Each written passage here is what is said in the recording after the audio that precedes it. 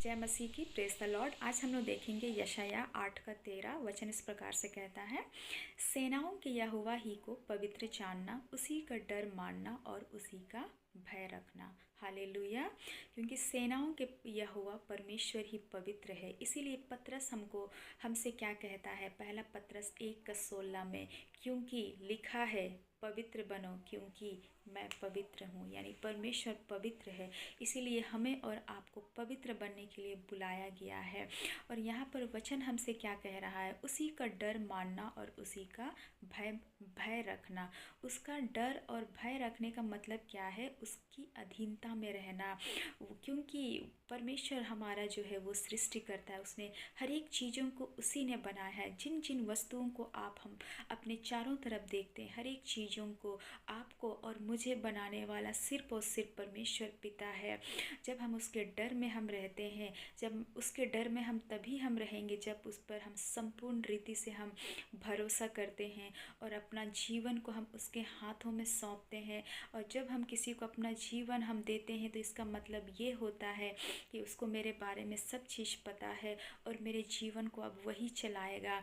मुझे किसी भी बात की चिंता नहीं करना है, लेकिन मेरी चिंता करने वाला परमेश्वर पिता है। इस बात के साथ में जब उसके अधीनता को हम स्वीकार करते हैं तो हमारा जीवन का लड़ाई हमारा नहीं रहता है मेरे प्रियो, लेकिन परमेश्वर पिता का रहता है।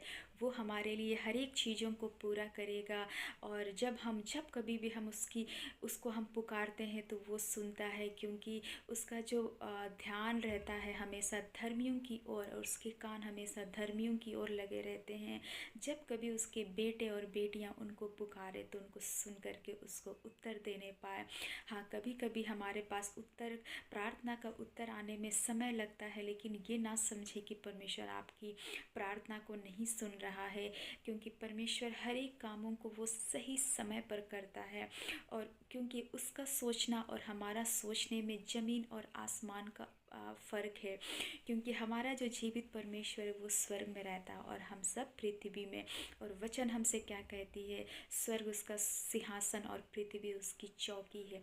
तो इस बात को हमें समझना है, लेकिन इस बात को में स्मरण रखें कि वो ना तो कभी छोड़ेगा और ना ही कभी त्यागेगा। क्योंकि उसने हमें लाखों और करोड़ों की भीड़ में से उसने हमें चुन करके वो अलग किया है। इसीलिए आप उसी के अधीनता में जब रहना पसंद करेंगे तो आपके लिए वो सब चीज़ों को करने के लिए वो तैयार है और वो करता रहेगा।